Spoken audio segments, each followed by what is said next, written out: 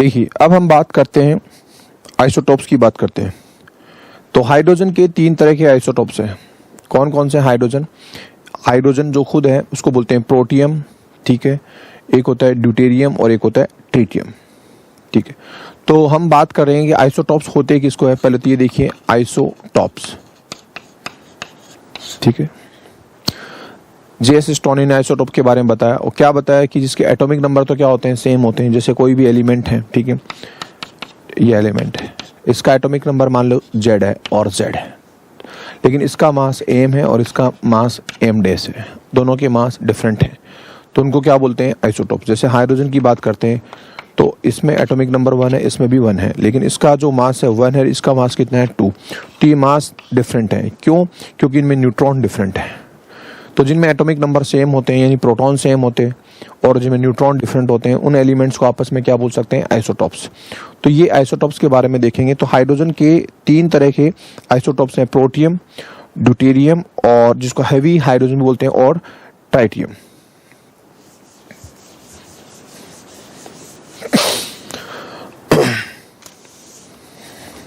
पहले हम बात कर रहे हैं प्रोटियम।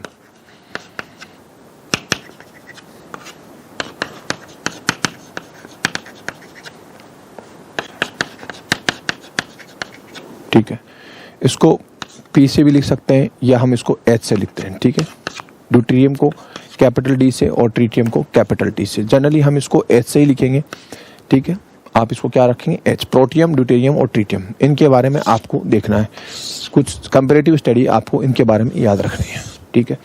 तो देखिए सबसे पहले हम बात करते हैं कि इनका जो सिंबल है प्रोटियम, ड्यूटेरियम और ट्रिटियम का, हमने देखा H, D और T। इसको हम ऐसे लिख सकते हैं 1H1, ठीक है, सिंबल। इसको क्या लिखेंगे 1D2, दिस इज 1H2, ठीक है। इसको 1D2 लिखेंगे और इसको 1T3, इसको लिख सकते हैं 1H3, लेकिन हम ये सिंबल मान रहे हैं, ठीक है। तो ये 3 आइसोटोप 1H1, 1H2 और 1H3। तो इसको हम बोलते हैं प्रोटियम क्योंकि इसमें एक प्रोटॉन है। इसको बोलते हैं ड्यूटेरियम, इसको बोलते हैं ट्रिटियम, ठीक है। ये इसके बाद में हम बात करते हैं इसमें नंबर ऑफ प्रोटॉन। प्रोटॉन कितने, इसमें प्रोटॉन कितना है 1, इसमें भी कितना है 1 और इसमें भी कितना है 1। प्रोटॉन सब में सेम है। हम बात करते हैं अगला न्यूट्रॉन। न्यूट्रॉन कितने हैं, इसमें न्यूट्रॉन 0, नील कोई न्यूट्रॉन नहीं होता। इसमें 1 न्यूट्रॉन है, इसमें कितने 2 न्यूट्रॉन है। तो इसका फिर अगला बात करते हैं जब atomic mass. Atomic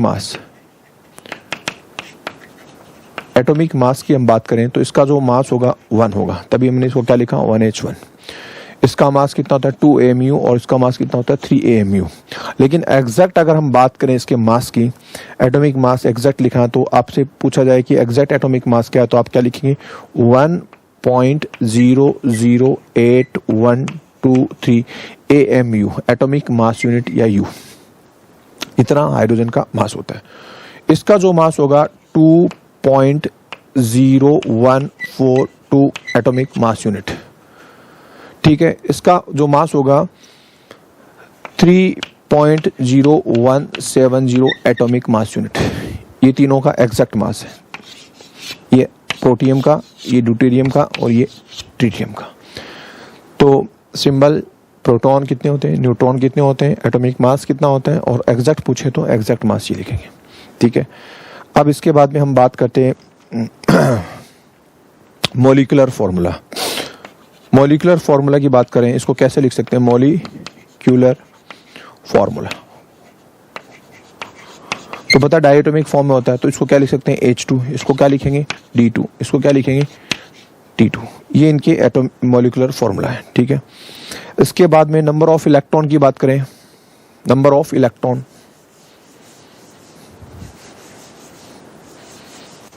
number of electron की बात करते हैं 6 नंबर पर। नंबर ऑफ इलेक्ट्रॉन, सब में इलेक्ट्रॉन क्या होता है, सेम ही रहता है, कोई इलेक्ट्रॉन कम ज्यादा नहीं होते, ठीक है। फिर हम बात करते हैं इलेक्ट्रॉनिक कॉन्फ़िगरेशन की। इलेक्ट्रॉनिक कॉन्फ़िगरेशन, ठीक है। इलेक्ट्रॉनिक कॉन्फ़िगरेशन सबका क्या होगा 1s1, इसका भी क्या होगा 1s1 और इसका भी क्या होगा 1s1। इलेक्ट्रॉनिक कॉन्फ़िगरेशन सबका सेम रहेगा, ठीक है।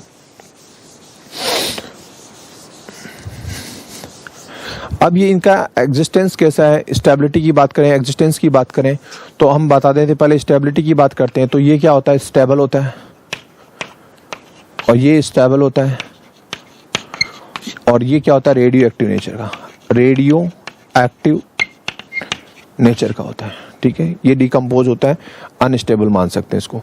तो अब हम बात करें इसका रिलेटिव अबंडेंस की बात करते हैं। रिलेटिव यानी नेचर में कौन कितना परसेंट मिलता है, रिलेटिव अबंडेंस की बात करते हैं, ठीक है। नेचर में सबसे ज्यादा कौन सा, ये हाइड्रोजन जो प्रोटियम फॉर्म में है 99.984%, 984% ये मिलता है। इसका जो ड्यूटेरियम का जो परसेंटेज है 0.016% इतना मिलता है, और ये तो बहुत ही कम मिलता है, 10⁻⁻15%, यानी 0.0000 इस तरह से 15 पॉइंट लगाइए, 0 लगाइए, इतना परसेंट मिलता है। तो रिलेटिवली सबसे ज्यादा अबंडेंस किसकी है, प्रोटियम की, उसके बाद में ड्यूटेरियम, और सबसे कौन सा है, रेडियो एक्टिव यानी ट्रिटियम सबसे कम स्टेबल है, इतना मिलता ही नहीं है, बहुत कम मिल रहा है। तो इसलिए हमने इस अबंडेंस के अकॉर्डिंग जनरल इसकी स्टेबिलिटी की ऑर्डर बात की, तो सबसे ज्यादा क्या बोल सकते हैं, हाइड्रोजन, फिर ड्यूटेरियम और फिर ट्रिटियम। चलिए इसके बाद में रिलेटिव अबंडेंस के बाद में बात करते हैं, मेल्टिंग पॉइंट वगैरह की बात करते हैं। मेल्टिंग पॉइंट जो अभी मैंने बताया था हाइड्रोजन का, उसी तरह से तीनों की कंपेयर कर लेते हैं मेल्टिंग पॉइंट। तो हम बात करते हैं जो भी नंबर 8वां होगा, मेल्टिंग पॉइंट। मेल्टिंग पॉइंट बात करते हैं, इसका बहुत आपको पता है मेल्टिंग पॉइंट कितना कम होता है, -259 के आसपास लिखा था, -259 डिग्री सेंटीग्रेड, इसका इतना कम होता है। इसका -254 डिग्री सेल्सियस, और इसका -252 इनका मेल्टिंग पॉइंट, यानी तीनों का ही मेल्टिंग पॉइंट क्या है, बहुत कम है, ठीक है। बॉइलिंग पॉइंट की बात करें, बॉइलिंग पॉइंट की बात करते हैं तो इसका -252.6 डिग्री सेल्सियस बताया था आपको स्टार्टिंग में फिजिकल प्रॉपर्टी में। इसका -249.3 डिग्री सेल्सियस इसका बॉइलिंग पॉइंट, और इससे भी क्या होगा, इस तरह से थोड़ा सा, इसका सबसे ज्यादा कम किसका है, इसका, फिर इसका थोड़ा सा ज्यादा हो गया। और इसकी बात करें तो -248.0 डिग्री सेल्सियस। तो ये तीनों के बॉइलिंग पॉइंट की बात कर रहे हैं। तो मेल्टिंग पॉइंट बहुत कम है, बॉइलिंग पॉइंट भी इनके क्या है, बहुत ही कम है। तो चलिए अब इसके बाद में हम बात कर रहे हैं बॉन्ड लेंथ की बात करते हैं। बॉन्ड लेंथ ये थोड़ा ध्यान रखना आपको, ठीक है।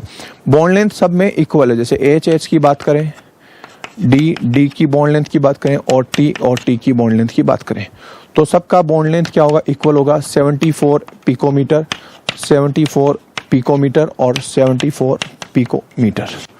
बॉन्ड लेंथ सबकी इक्वल है, ठीक है। 74 पिकोमीटर।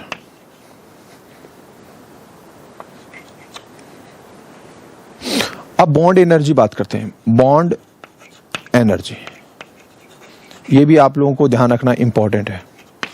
बॉन्ड एनर्जी इनकी ज्यादा होती है, कितनी किलो जूल बताई थी, 436 किलो जूल पर मोल, ये हमने बात की थी हाइड्रोजन की फिजिकल प्रॉपर्टीज में। इसकी जो बॉन्ड एनर्जी है 436 से बढ़ करके थोड़ी ज्यादा होती है, 443.3 किलो जूल पर मोल, मोल इनवर्स। तो इसका मतलब एच को तोड़ना, बॉन्ड लेंथ इक्वल है लेकिन इसको तोड़ना और इसका तोड़ना, इसको डिस्कनेक्ट करने के लिए मुझे ज्यादा एनर्जी देनी पड़ेगी। समझ में आया कि नहीं, ये इंपॉर्टेंट है, बहुत ध्यान रखना। इसकी बात करें, इसकी बॉन्ड एनर्जी और ज्यादा 446.9 किलो जूल मोल इनवर्स या पर मोल, ये तीनों की बॉन्ड एनर्जी है। 436, 443.3, 446। अब मैं आपसे एक क्वेश्चन क्रिएट करता हूं कि अगर देखिए, अगर मैं यहां पर लिखता हूं कि CH4, ठीक है, CD4 की रिएक्शन करा रहा हूं Cl2 से, ठीक है, तो ये बन रहा है, जैसे मान लीजिए CH3 और एक HCl निकल गया, यहाँ पे मैं लिखता हूँ जैसे D3C और यहाँ पे आ गया Cl और ये निकल गया DCl, ठीक है, ये मैंने कंडीशन दी। यानी इस रिएक्शन में मुझे कार्बन और हाइड्रोजन बॉन्ड तोड़ना है और इसमें कार्बन और डी बॉन्ड तोड़ना है।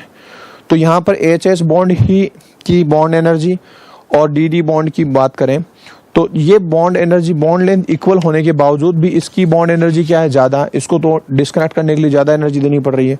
तो डेफिनेटली यहाँ पर भी बॉन्ड एनर्जी क्या होगी, ज़्यादा होगी। किसकी, कार्बन और डी की बॉन्ड एनर्जी ज़्यादा होगी, इसकी बॉन्ड एनर्जी क्या होगी, कम होगी। इसलिए ये तो प्रोसेस क्या होगा, फास्ट, ये रिएक्शन तो क्या होगी, फास्ट होगी, और ये रिएक्शन कैसे होगी, स्लो होगी। तो आपसे पूछेगा कि फास्ट कौन सी होगी, स्लो कौन सी होगी। तो ये आइसोटोप आने से इनकी रेट ऑफ रिएक्शन इफेक्टेड हुई है। इस तरह के इफेक्ट को बोलते हैं आइसोटोपिक इफेक्ट। अगर आइसोटोप लगे हैं और उनकी रेट ऑफ रिएक्शंस या और अदर केमिकल और फिजिकल प्रॉपर्टीज इफेक्टेड होती हैं तो इस इफेक्ट को क्या बोलते हैं, आइसोटोपिक इफेक्ट बोलते हैं।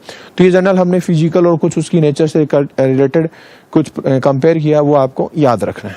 तो बॉन्ड लेंथ और बॉन्ड एनर्जी को आपको याद रखना है। तो अगर नॉर्मली देखा जाए कि प्रोटियम, ड्यूटेरियम और ट्रीटियम में से सबसे ज्यादा स्टेबल कौन सा है, तो हम बोलेंगे हाइड्रोजन, H2, उसके बाद में ड्यूटेरियम, उसके बाद में ट्रीटियम। लेकिन बॉन्ड एनर्जी या रिएक्शन वाइज देखा जाए तो स्टेबिलिटी का ऑर्डर देखा जाए तो उल्टा हो जाएगा। क्यों, तो आपसे क्वेश्चन किस वे में पूछ रहा है वो ध्यान रखना। अगर मैं पूछे कि क्लोरीन के रिएक्शन करने के रिगार्डिंग कौन सी रिएक्शन फास्ट करेगा, कौन सा स्लो करेगा, कौन सा ज्यादा स्टेबल है, अगर क्लोरीन की रिएक्शन की बात करता है H2 plus Cl2, D2 plus Cl2, T2 plus Cl2, तब तो स्टेबल कौन सा हुआ, यहाँ पर ये स्टेबल हो गया, क्योंकि ये जल्दी से डिस्कनेक्ट नहीं होगा, रिएक्शन स्लो करेगा। और अगर क्लोरीन नहीं दिया होता, ये नहीं दिया होता और फिर स्टेबिलिटी की बात पूछता है तो रिलेटिव अबंडेंस के अकॉर्डिंग हम क्या बोल सकते हैं, ये ज्यादा स्टेबल है क्योंकि ये तो रेडियो एक्टिव है। तो वो किस वे में पूछ रहा है उस चीज को आपको ध्यान देना है। तो ये मैंने थोड़े आपको कंपेयर करना सिखाया। तो अब एक टर्म आता है आइसोटोपिक इफेक्ट। आइसोटोपिक इफेक्ट, तो आइसोटोप लगने की वजह से उनकी अगर फिजिकल प्रॉपर्टीज में चेंज होता है उसको क्या बोलते हैं, आइसोटोपिक इफेक्ट। जैसे मान लीजिए कार्बन चेन है, ठीक है, इस कार्बन चेन में यहाँ पर ही मैं इस कार्बन के साथ ये CH3 अगर कनेक्ट करता हूँ, ठीक है, तो ये इस पर क्या इफेक्ट डाल रहा है, प्लस आई इफेक्ट डाल रहा है, ठीक है। अभी सेम कार्बन पर मैं H की बजाय D लग देता हूँ, D3, ये भी इस पर प्लस आई इफेक्ट डालता है। तो इसका प्लस आई इफेक्ट इसके प्लस आई इफेक्ट से ज्यादा है, तो मैं बोल सकता हूं कि CD3 का प्लस आई इफेक्ट क्या है, CH3 के प्लस आई इफेक्ट से ज्यादा है। तो ये एसिडिक नेचर और बेसिक नेचर इनको इफेक्ट करेगा, क्योंकि इसका प्लस आई इफेक्ट लगता है तो एसिडिक नेचर क्या हो जाती है, घट जाती है, और प्लस आई इफेक्ट लगने से बेसिक नेचर क्या हो जाती है, बढ़ जाती है। तो वो रिलेटिव एसिड बेस पर अगर कंपेयर करें तो एक तो ये ग्रुप लगा होगा और एक ये ग्रुप लगा होगा, तो वो फिजिकल प्रॉपर्टीज में चेंजेस आ जाएगा। इसी तरह हम बात कर रहे थे कि यहाँ पर CH4 और CD4 इनकी बात कर रहे हैं, इसको HCl से रिएक्शन कराया, यूं कहें कि Cl2 से रिएक्शन कराया और इसकी भी Cl2 से रिएक्शन कराया, चीज एक ही है, बस आइसोटोप अलग अलग है। तो अब इनकी रिएक्शन स्लो और फास्ट हो रही है। ये रिएक्शन तो क्या हो रही है, फास्ट होगी, और ये रिएक्शन क्या होगी, स्लो होगी। कारण क्या है, ये बॉन्ड लेंथ, बॉन्ड एनर्जी इसकी, और इस कार्बन और डी की बात करें तो ये बॉन्ड एनर्जी को डिस्कनेक्ट करने के लिए ज्यादा एनर्जी चाहिए होती है। तो इसलिए बोल सकते हैं ऐसे इफेक्ट को हम क्या बोलते हैं, आइसोटोपिक इफेक्ट। आइसोटोप की वजह से अगर कोई दो सब्सटेंस के फिजिकल और केमिकल प्रॉपर्टीज में कुछ चेंजेस आ जाता है तो उसको क्या बोलते हैं, हम आइसोटोपिक इफेक्ट बोलते हैं, ठीक है। इसके बाद में कुछ कभी कभार आपसे ये क्वेश्चन पूछ सकता है कि कुछ हाइड्रोजन के नाम लेकर के पूछेगा कि कैसे कैसे हाइड्रोजन हो सकते हैं, तो मैं आपको इनकी बारे में बता दूं। जैसे मान लो ये H2 है, ठीक है, और इसको मैं डिस्कनेक्ट कर दूं H और ये H, ठीक है, तो इनको बोलते हैं एटॉमिक हाइड्रोजन। क्या बोले इसको, एटॉमिक हाइड्रोजन। ये हीट करके मैंने इसको डिस्कनेक्ट किया, और इस फॉर्म में जो हाइड्रोजन होता है उसको बोलते हैं मॉलिक्यूलर हाइड्रोजन, ठीक है। और किसी रिएक्शन में जैसे जिंक प्लस H2SO4, इस रिएक्शन में जो H बन रहा था, ठीक है, इसको बोलते हैं नेसेंट हाइड्रोजन, नेसेंट हाइड्रोजन, ठीक है। और एक कभी कभी आपको ये पता होना चाहिए कि कुछ मेटल, जैसे हम बात करते हैं कि एडजॉर्प्शन आप पढ़ेंगे, जैसे निकल मेटल है, ये निकल, इस मेटल पर जब हाइड्रोजन गैस हम इस पर पास करेंगे तो ये हाइड्रोजन क्या होगी, वो इसके सरफेस पर एडजॉर्ब हो जाती है, चिपक जाती है, यहाँ पर ऑक्यूलेशन हो जाता है, इस पर हाइड्रोजन की कंसंट्रेशन बढ़ जाती है। तो ऐसी हाइड्रोजन को जो इस पर ऑक्यूलेटेड है, इस पर कंसंट्रेशन बढ़ गई है, उसको बोलते हैं एडजॉर्ब्ड हाइड्रोजन, एडजॉर्ब्ड हाइड्रोजन, हाइड्रोजन बोलते हैं।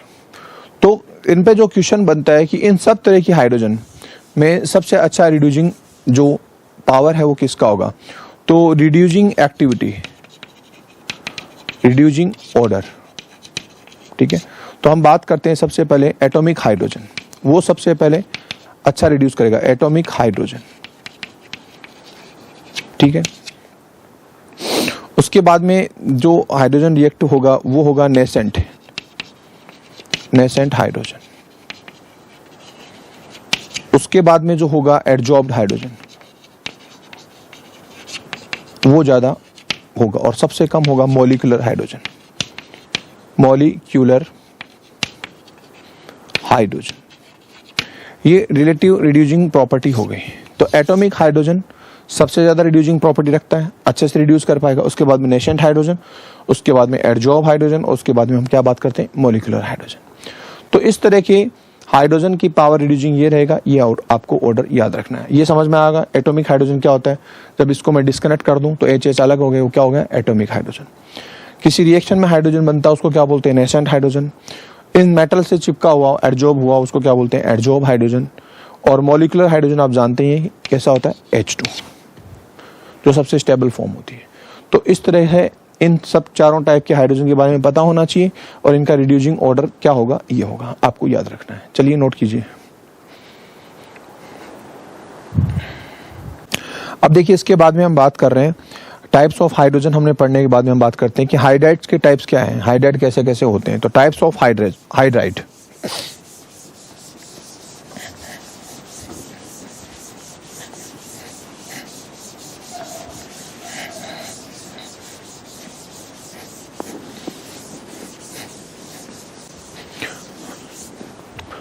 हम बात करते हैं हाइड्राइड की। तो हाइड्राइड तीन तरह के हो सकते हैं। एक तो है ionic hydride, types of hydride.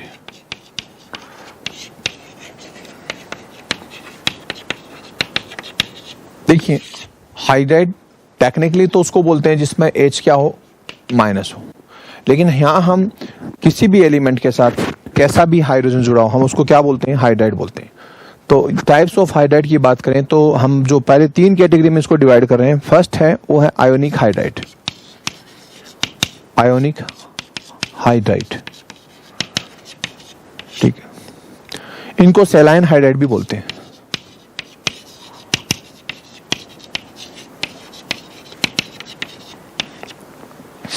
Generally ये हाइड्राइड हैं वो आयोनिक नेचर के होते हैं, और ये ग्रुप फर्स्ट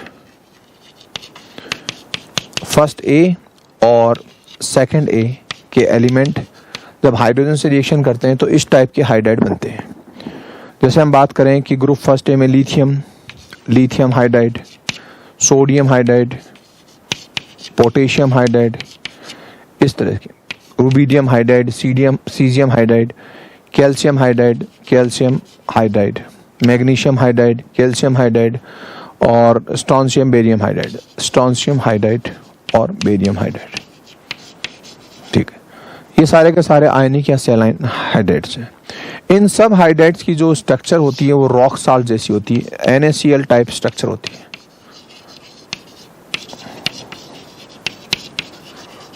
तो जो NaCl के अंदर सॉलिड स्टेट में 12th में हम पढ़ेंगे कैसी स्ट्रक्चर होती है, कैसी लैटिस सेल होती है, वो सारी की सारी इन पे इंप्लीमेंट कर सकते हैं। तो ये जो हाइड्राइड्स हैं NaCl टाइप हाइड्राइड हैं। तो ग्रुप फर्स्ट ए के और सेकंड ए के जितने भी मेटल्स हैं हाइड्रोजन से रिएक्शन करके जो हाइड्राइड बनाते हैं हम उनको क्या बोलते हैं, आयोनिक हाइड्राइड बनाते हैं, क्योंकि ये आयोनिक नेचर के होते हैं। अब इन हाइड्राइड्स के बारे में आप देखना कि ग्रुप में जब नीचे जाते हैं, ग्रुप के अंदर नीचे की तरफ जा रहे हैं ग्रुप में, तो क्या आपको पता है कि इन हाइड्राइड्स की साइज क्या होगी, साइज की बात करें तो बढ़ेगी। जैसे लिथियम हाइड्राइड से बड़ा कौन सा होगा, सोडियम हाइड्राइड, और नीचे गए तो पोटेशियम हाइड्राइड की साइज और बढ़ेगी, रुबिडियम हाइड्राइड की साइज और बढ़ेगी। दूसरा इनकी लैटिस एनर्जी की बात करें तो नीचे जाने पर वो घटेगी, ठीक है। तो जब ऊपर का लिथियम हाइड्राइड है और नीचे जा रहे हैं sodium hydride, potassium, rubidium, caesium, तो अलग करना, डिस्कनेक्ट करना आसानी से किसको, सीजियम हाइड्राइड को आप आसानी से अलग कर सकते हैं। लेकिन लिथियम हाइड्राइड की लैटिस एनर्जी ज़्यादा है, उसको डिस्कनेक्ट करना आसान नहीं होगा। तो याद रखिएगा कि size, molecular size in hydride की साइज ग्रुप में नीचे जाने पर क्या होगा, हम साइज बढ़ेगी, छोटी साइज, बड़ी साइज, बड़ी साइज और बड़ी साइज। इनकी लेटिस एनर्जी घटेगी, नीचे वाला आसानी से डिस्कनेक्ट हो जाएगा, टूट जाएगा। वो क्रिस्टल लेटिस मजबूत नहीं है इसका, यहाँ पर क्रिस्टल लेटिस एनर्जी ज़्यादा है तो ये मजबूत है। इसलिए इनकी बात करते हैं कि स्टेबिलिटी की बात करें, स्टेबिलिटी। तो स्टेबिलिटी नीचे जा रहे हैं तो क्या होगा, स्टेबिलिटी भी घटेगी। तो ऊपर वाले हाइड्राइड ज़्यादा स्टेबल होते हैं, नीचे वाले हाइड्राइड क्या है, कम स्टेबल होते हैं। और जब स्टेबिलिटी कम हो रही है, जल्दी टूट रहे हैं, तो बॉइलिंग पॉइंट और मेल्टिंग पॉइंट की बात करें तो घटेंगे। तो आप लोगों को ये 3-4 बातें याद रखनी है क्या, कि ग्रुप में नीचे जाने पर साइज क्या होती हैं, बढ़ती हैं, लेटिस एनर्जी घटती है, स्टेबिलिटी घटती है, बॉइलिंग पॉइंट कम हो रहा है और मेल्टिंग पॉइंट भी कम हो रहा है। तो अब आपसे एक क्वेश्चन पूछे कि लिथियम हाइड्राइड से लेकर के लिथियम हाइड्राइड, फिर sodium hydride, potassium hydride, rubidium hydride और सीजियम हाइड्राइड, इनके बारे में क्वेश्चन पूछे कि सबसे ज़्यादा स्टेबल कौन सा है, लिथियम हाइड्राइड। नीचे जाने पर साइज बढ़ रही है, लेटिस एनर्जी घट रही है, स्टेबिलिटी क्या हो रही है, कम हो रही है। इन सब में बॉइलिंग पॉइंट सबसे कम किसका होगा, सीजियम हाइड्राइड का। सबसे ज़्यादा किसका होगा, लिथियम हाइड्राइड का। मेल्टिंग पॉइंट सबसे कम किसका होगा, सीजियम हाइड्राइड का। सबसे ज़्यादा कौन सा होगा, लिथियम हाइड्राइड का। तो ये सब चीज़ें याद रखनी है, ठीक है। ऐसे दूसरे ग्रुप में भी लागू होता है, ये सब चीज़ें आपको याद रखनी है। अब इसमें एक चीज़ आपको जो समझनी है वो क्या है, ये मैं पहले भी बता चुका हूँ कि ग्रुप सेकंड ए के जो बेरिलियम है और मैग्नीशियम है, जो उसके हाइड्राइड होते हैं वो पॉलीमेरिक फॉर्म में होते हैं। तो पॉलीमेरिक हाइड्राइड वो किसके होते हैं, ध्यान रखना, बेरिलियम के और किसके होते हैं, मैग्नीशियम के। इन दोनों एलिमेंट के हाइड्राइड हैं, पॉलीमेरिक हाइड्राइड होते हैं, पॉलीमर फॉर्म में होते हैं। ये आपको अच्छे से याद रखना है, ठीक है। चलिए अब हम बात कर रहे हैं, ये आयनिक नेचर के हैं और first group, second group, first A या सेकंड ए बोल सकते हैं। और नीचे जाने पर कैसे स्टडी करते हैं वो देखा आपने, इनकी स्ट्रक्चर कैसे होती है, NaCl टाइप या रॉक साल्ट जैसी स्ट्रक्चर होती है। और ये सारे के सारे आयोनिक नेचर होने की वजह से इनको क्या बोलते हैं, आयोनिक हाइड्राइड बोलते हैं। अब इन हाइड्राइड को अगर मैं हाइड्रोलाइसिस कराऊं, जैसे सोडियम हाइड्राइड की बात करता हूं, इसको मैं हाइड्रोलाइसिस कराता हूं, तो हाइड्रोलाइसिस अपन नॉर्मली ऐसे समझ सकते हैं HOH, ठीक है, प्लस माइनस। तो यहाँ से क्या रिलीज कर रहा है, H माइनस। तो ये आपस में रिएक्शन करके क्या बना सकते हैं, H2 गैस प्रोड्यूस कर सकते हैं, ये लो। और यहाँ पर ये Na प्लस H माइनस, तो ये क्या होगा, हाइड्रोक्साइड। तो ये क्या बनेगा, मेटल हाइड्रोक्साइड। और कौन सी गैस रिलीज करेगा, H2 रिलीज करेगा। तो इन मेटल हाइड्राइड को हाइड्रोलाइज करने पर ये बेस यानी NaOH और इस तरह से क्या बनाएगा, हाइड्रोजन गैस रिलीज करेगा, हाइड्रोजन गैस बनेगा। तो ये तो हो गए आयनिक हाइड्राइड्स के। दूसरे हम बात कर रहे हैं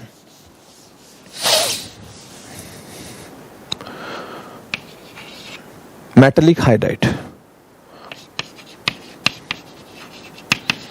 मेटलिक हाइड्राइड या इंडस्ट्रियल हाइड्राइड, ठीक है। तो ये हाइड्राइड कौन बना रहे थे, एस ब्लॉक के एलिमेंट। और जो इंडस्ट्रियल या मेटलिक हाइड्राइड है ये कौन बना रहे हैं, ये D एंड F ब्लॉक के एलिमेंट ये बनाते हैं। D और F ब्लॉक के एलिमेंट जब हाइड्रोजन से रिएक्शन करके जो हाइड्राइड बना रहे हैं, ऐसे हाइड्राइड को हम क्या बोलते हैं, मेटलिक हाइड्राइड। एक्चुअली इसमें होता क्या है, देखिए अगर मैं बात करूं कि यहाँ पर ये मेटल्स हैं, तो सॉलिड स्टेट 12th में पढ़ेंगे कि मेटल के पार्टिकल्स जब आपस में कनेक्टेड होते हैं तो उनके बीच में क्या होता है, एक इंटरसेक्ट बन जाता है, गैप बन जाता है, जो दिख रहा होगा।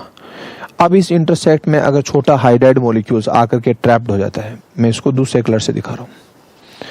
ऐसे इन इंटरसेक्ट्स में अगर हाइड्राइड ट्रैप हो गए तो ऐसे हाइड्राइड को हम क्या बोलते हैं, मेटलिक हाइड्राइड या इंडस्ट्रियल हाइड्राइड बोलते हैं, ठीक है।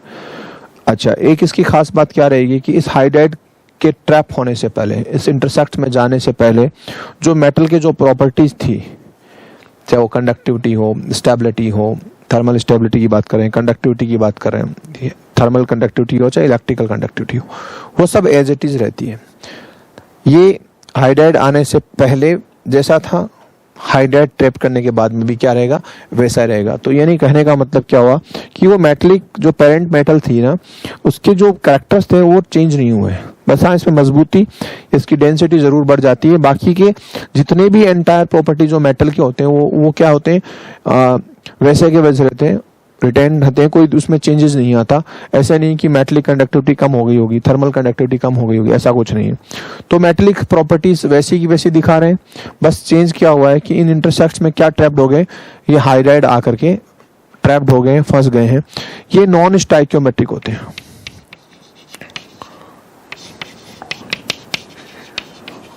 नॉन स्टाइकियोमेट्रिक नेचर के होते हैं। इसका मतलब क्या होता है, जैसे मान लीजिए हम जिरकोनियम की बात करते हैं, जिरकोनियम के साथ ये हाइड्रोजन जुड़ा है, तो अब ये हाइड्रोजन कितना है, यहाँ पर इस हाइड्रोजन की वैल्यू क्या है, एक्स की वैल्यू क्या है, ये इसकी वैल्यू 1.35 से लेकर के 1.80 तक कुछ भी हो सकती है। तो ये एक्स की वैल्यू यहाँ पर कुछ भी हो सकती है, तो कोई जरूरी नहीं है यहाँ पे एक्स 1 2 3 4 ऐसा हो। ये नॉन स्टाइकियोमेट्रिक हो सकते हैं, किसी के लिए कम होंगे, किसी के लिए ज्यादा होंगे। तो डी ब्लॉक के जितने भी एलिमेंट हैं, जैसे जिरकोनियम की बात की है, या ए ब्लॉक के इट्रिबियम है और यूरोपियम है, जितने भी मेटल ये हाइड्रोजन से रिएक्शन करके जो हाइड्राइड बनाएंगे उनको क्या बोलेंगे, इंटरस्टेल या मेटलिक हाइड्राइड बोलेंगे। मेटलिक इसलिए बोले कि metallic character as it is maintain रहते हैं। इंटरस्टेल इसलिए बोले कि इंटरसेक्ट में जाकर के हाइड्रोजन ट्रैप्ड हुआ है। इस ग्रुप में आपको एक बात याद रखनी पड़ेगी, देखिए अगर हम बात करते हैं कि ग्रुप फर्स्ट, उसके बाद में ग्रुप 2, जैसे मैं यहाँ पर ग्रुप फर्स्ट में एक एलिमेंट लेता हूँ पोटेशियम, उसके बाद में क्या ले रहा हूँ, कैल्शियम, फिर क्या लिखता हूँ, scandium, titanium, vanadium, chromium, manganese, iron, ठीक है, फिर कोबाल्ट, निकल, कॉपर और जिंक, ठीक है। ये देखते हैं,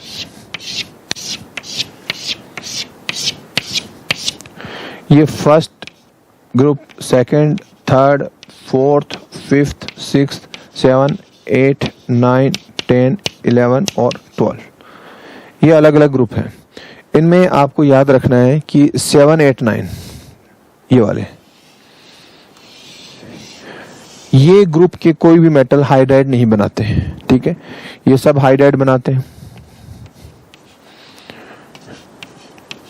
ठीक है। जनरली 7, 8, 9 ग्रुप के क्या करते हैं, हाइड्राइड नहीं बनाते, इसलिए गैप लग गया है। यहां तक ये हाइड्राइड बनाते हैं, फिर आगे हाइड्राइड बनाते हैं, ये गैप लग गया, इसमें हाइड्राइड नहीं बनाते, इसलिए इस गैप को बोलते हैं हाइड्राइड गैप, हाइड्राइड गैप,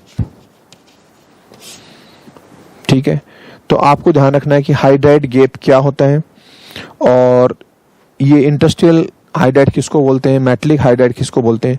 तो हाइड्राइड गैप के बारे में क्वेश्चन पूछे तो कौन कौन से ग्रुप के हम क्या बोलते हैं, 7, 8, 9 डी में 7B बोल सकते हैं, या आप सीधा याद रखिए ग्रुप नंबर 7, 8, 9 ये हाइड्राइड नहीं बनाते, इसलिए इस गैप को हम क्या बोलते हैं, हाइड्राइड गैप बोलते हैं। अब तीसरे टाइप के जो हाइड्राइड है वो है कोवलेंट या मॉलिक्यूलर हाइड्राइड।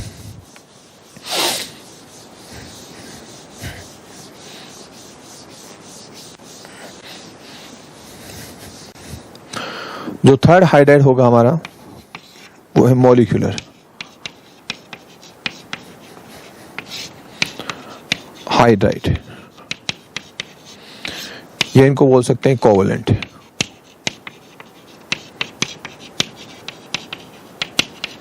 तो नाम से पता है कोवलेंट नेचर के होंगे। तो ये पी ब्लॉक के, पी ब्लॉक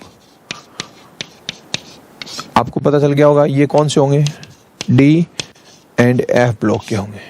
लेकिन डी में 7, 8, 9 क्या नहीं बनाते, हाइड्राइड नहीं बनाते, इसलिए इसको क्या बोलते हैं, हाइड्राइड गैप बोलते हैं।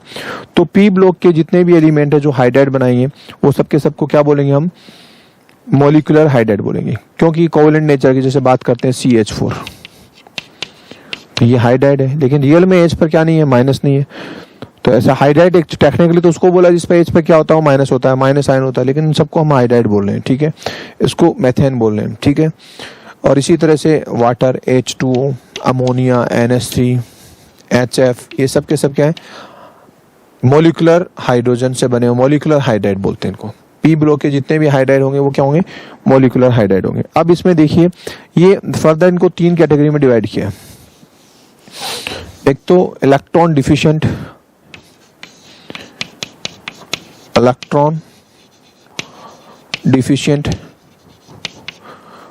दूसरा इलेक्ट्रॉन प्रीशियस,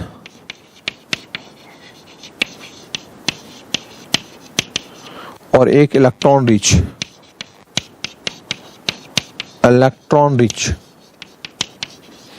ये तीन तरह के होते हैं। इलेक्ट्रॉन डिफिशिएंट क्या होते हैं, जैसे जैसे बोरॉन फैमिली 13 ग्रुप 13 के, बोरॉन, एल्यूमिनियम, गैलियम, इस तरह के ये जो हाइड्राइड बनाते हैं वो सब के सब क्या होते हैं, इलेक्ट्रॉन डिफिशिएंट, क्योंकि इनके ऑक्टेंट इनकम्प्लीट होते हैं। जैसे AlH3, ये क्या हुआ, इनकम्प्लीट ऑक्टेंट होने की वजह से इनको सब क्या बोल रहे हैं, इलेक्ट्रॉन डिफिशिएंट हाइड्राइड में कंसीडर कर रहे हैं। इलेक्ट्रॉन प्रीशियस का मतलब होता है जिसमें ऑक्टेंट कंप्लीट हो, जैसे कार्बन फैमिली के जितने भी हाइड्राइड है, CH4, SiH4, ये सब के सब क्या होंगे, कार्बन फैमिली के जितने भी हाइड्राइड होंगे उसमें जितने इलेक्ट्रॉन होने चाहिए उतने इलेक्ट्रॉन इसके ऑक्टेंट में है नहीं, 8 इलेक्ट्रॉन सिस्टम इसमें प्रेजेंट है, इसलिए इसको क्या बोलते हैं, इलेक्ट्रॉन प्रीशियस।